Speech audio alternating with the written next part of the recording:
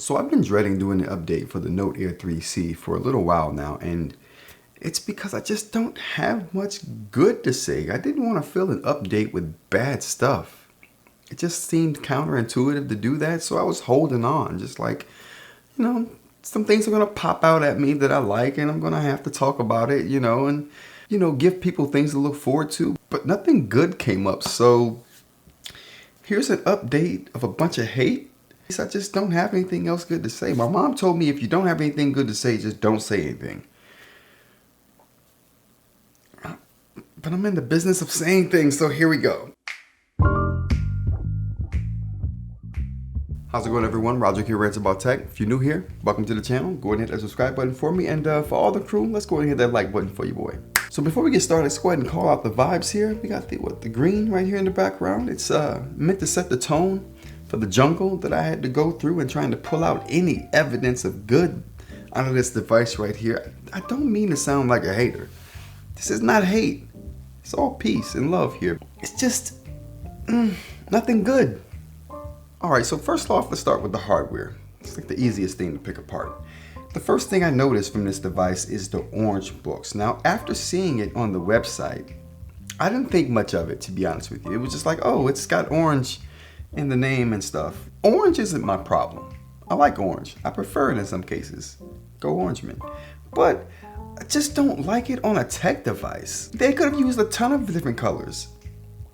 As an example, you don't see this on any of their other products. Just this one. Why? All their other products use very conservative colors, very muted colors. This bright orange is it just doesn't do it for me. Matter of fact, it does it not for me. We'll move on. And they also have it on the back, which makes it even more obnoxious. Like, oh boy. It looks like an antenna array if it had cellular service. I could like chalk it up as being that, but this is not a cellular device.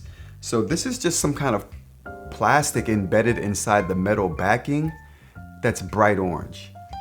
I'm not even sure why it's there, but it's definitely a Boox design language, it seems like, because the Go 10.3 also has a break in the back on the side like this. So yeah, this could be a design language thing for them. I'm not sure, but I do know that I do not like the color on tech, and I do not like their excessive use of it. So the next thing I'm going to bring up is the awkward placement for the speaker and the charging port here. Now, right here we have the speaker and the charging port. Like the charging port's right here, and then we have speakers on the ends here, right here, and over here. Now, I'm just wondering why we need that kind of system. You're going to be holding the device right here. If you're holding the device right here, there's no chance of you, I mean, I guess you wouldn't be charging it, but definitely it's going to cover one of the speakers, at least partially. So it's going to hinder your ability to hear whatever it is you're trying to hear. I mean, the speakers aren't the best on here anyway, so you're going to need every advantage you can get, and just even slightly covering this is going to be a big hit to your audio experience, but it just doesn't seem to be in a good place. And I mean, I don't know, even for charging, having a wire coming out of here, unless most times you're charging from something that's right in front of you. So to be on the top, to me, is the optimal spot for any charging port. The Supernote is the only platform that does that the right way. But it just seems like that's where you would put it if you were concerned about that being in the optimal place. But that doesn't seem to be the case with the Boox designers. They love putting these charging ports in awkward places, especially on the side. On the side bottom, like the Gold Color 7, that's the wildest spot I've ever seen it. So it's not all hate for the Note Air 3C. I do really like the way that it feels in the hand. These rounded sides right here feel really good. I really appreciate that. I really appreciate the flushness of the screen as well. It just feels good. It feels really good. Like, I'm really a big proponent of glass and metal. Now, there is something to be said for plastic devices that have that warm feeling and a more personal touch to it. Not so sterile as metal and glass, But I do prefer that stereo feel as well from time to time. And on this device, it just feels really good. No seams to get caught on the transition between the glass screen or display and the metal frame here. And then the metal frame just wraps around, so it's like just a metal bucket. It's really, really nice, and it feels really sturdy from the way that they designed it, and I really appreciate that and like it. Now, this is thin, a very thin device by any standard, but the new Go 10.3 obviously is the thin king right now. But the thinness of this device can't be discounted despite it not being the thinnest. For sure. After feeling the Go 10.3, it is on the heavier end of the thin tablets, but definitely well balanced and not too heavy. The last thing I want to bring up about the hardware on this particular device is the power button. I do like that it's a fingerprint reader because it makes for really easy access. But I don't like the fact that it's inset like that. And I get that's probably how you have to do something like that. But I do really appreciate the premium feel and look of the power button on the Go 10.3. It just adds a whole new level of premium to it when you see it and feel it and just hear that click and feel that click. This doesn't compare by any means. The only advantage this has over that would be the fact that it's a fingerprint reader as well. See, like I said, it's not all hate. It's peace. It's peace. The next few things I'm going to talk about is going to be related to the operating system. And if you've spent any time around my channel, you know that I do not like the Boox Note OS. And that's what comes on the Note Air 3C, obviously. And it's not very functional. There's lots of reasons why I don't like this, but let's get into a few of them now. The first reason I don't like it, and the biggest reason, would be the fact that they don't have any widgets. So there's no home screen other than the app drawer here or your notes app. Essentially, you can make either one of those your home screen, but there's nothing you can customize here. You can't add widgets here. You can't add a dock row of apps or anything like that. And both of those things are available to you on the Tab OS of Boox devices. I definitely appreciate the functionality that comes with the widgets on those devices, whether it's being able to look at your information at a glance, whether it's being able to edit certain bits of information really quickly.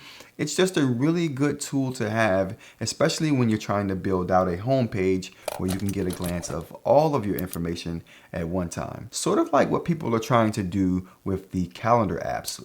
A lot of the companies right now are building eInk devices, and they're making calendar apps that can share information with your notes and notes that can share information with the calendar app. Now, I think eventually we're going to extend this idea to emails and extend it to other parts of the operating system. But for right now, it just seems to be calendars and notes, which I'm okay with, and it's a good start. But you can't do any of those things on the Note Air 3C. It's just impossible to make that kind of setup on this particular device. And with there not being any widgets and not being a dock row of apps, you can't really do any home screen customization, if you will. There are alternate launchers that are available in the App Store, but from what I understand, and I haven't tried them myself, but from what I understand from reading online, Reddit and such, that people that try those things think that they aren't as fast and aren't as snappy as the native launcher, as far as using your apps and writing and editing and all of that. So if you take a hit in the speed department on a device that's already slow, yeah, I don't want to make that sacrifice. I've never played with those other launchers. So for right now, for what the device actually comes with, there's really no customization for a home screen. And there's really no home screen at all either. So another thing that bothers me is there's no screensaver app in the settings. So if you go to settings, you won't see a way to change your screensavers. You might think it's in system display, but no, not in system display. And while we're here, I don't like the fact that my settings look like apps. This is not cool. Like, I like settings looking like settings, how they do on the Tab OS. I'm going to say that a lot, by the way. I hope it doesn't bother you. But regardless, we're in the settings and you might think it's under system display, but there is no way to change your screensaver or lock screen information right there. What you can do, and it took me a while to figure this out, I think someone in the comments might have mentioned it to me, but actually I think I might have found out right before that. The screensaver setting is an actual app on the Note OS. Just weird, right? So anyway, you go into your settings here, you see the app for screensaver, and then you can go in there and then you can change your screensavers there. And I thought, okay, for a long time I thought the Note OS didn't even have a screensaver customization setting, but technically they don't. It's not a setting, it's an app. A lot of little weird stuff like that between the Tab OS, more traditional OS, and the Note OS, the very non-traditional OS. But let's move on. So the next thing we have is the fact that there is no settings in the shortcut menu. So when you pull down the shortcut menu like I just did, in the Tab OS, you have a settings icon right here. That when you hit that, it takes you to the settings. It's just like a quick way to get to the settings no matter where you're at. So if I'm in the Notes app and I'm in the Notes right here, I technically have to go back to the home screen, wait for that to load, and then hit settings. But I can just really quickly do this. Nothing really has a load and hit that, and I'm to settings. It's just a quicker way to get to settings. And I kind of relied on that a lot of the times when I was using the Tab Mini C full time. But it's not here in the Note OS. And like I said, just another reason I don't like this Note OS. The last thing on this Note OS that I don't like, and like I said, I know it's full of hate. I've been trying to find good stuff. I really have. Like I've been digging into this thing, trying to figure out ways to make it like seem purposeful, or to make it seem like they have done and made these changes for a reason. And I want to find those reasons. I just haven't yet. Maybe give me another 7-8 months with it. I'll find some reasons. But right now, this is what we got. And the last thing I got to say about this particular thing is it's a small thing, a really small thing. But it's the small things that get you. If you go to the settings, and I like to have my percentage that you can see right here inside the battery icon. It's a little thing, not a big thing at all, real little thing. Putting that percentage for the battery inside the battery icon just to save a little bit of space in this little information bar up here. You can do that on the Tab OS. You can't do that on the Note OS. I should have just had my Tab Mini C just ready to do B-roll, because this whole video is going to be B-roll of the Tab Mini C. It's supposed to be about the Note Air 3C. This thing is good for one thing and one thing only. And that's this writing surface. I'm telling you, if not for this writing surface, this thing wouldn't sell. I'm sure of it. It doesn't look as good as the devices that don't have the writing surface, and it's not as powerful as those devices in my opinion. Even the smaller device, the Tab Mini C, I don't think is as powerful or quick or snappy, anything. It doesn't look as good because this writing film on it, and that's for good reason. I understand the writing surface, and that's why I bought this, for the writing surface. I'm willing to take that hit on the writing surface. Granted, there's some other things that are going to make me also like the device above and beyond the writing surface, and that just hasn't happened yet. The operating system is a handicap. We're going to go into some other hardware issues in another video. I didn't want to just make this one long hate video, so I broke the hate up into 2 parts. That's how we did it. Like every time I have to use it, I'm like disgusted. I'm like, oh, and then I tell myself, bro, the writing surface, do you have a choice? This was before the Go 10.3 came out, of course. Then my response was always, you're right, bro. You don't have a choice. And I didn't. So the writing surface on the Note Air 3C can't be understated. I want to drive that point home.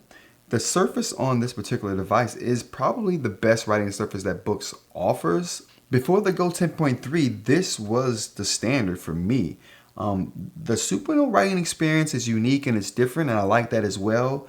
But as far as the hard surfaces go, to me, this one was the best. even better than the Remarkable 2. The Remarkable 2 was just a little too glassy for the ceramic nib that I like using.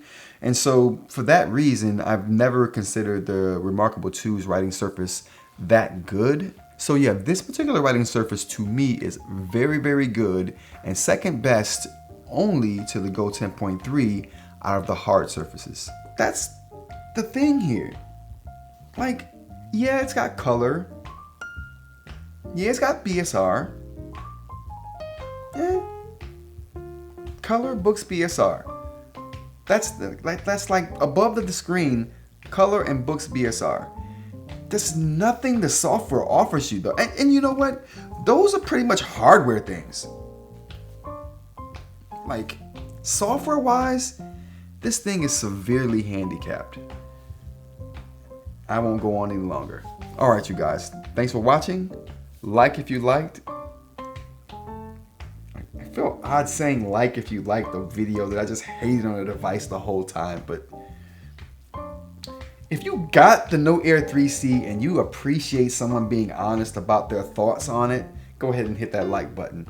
And if you liked, hit that like button. And go ahead and hit the subscribe button if you want to see more. There are going to be more things I'm going to have to say about this. So, like, you're going to want to know that, in my opinion. All right, everyone. Take care.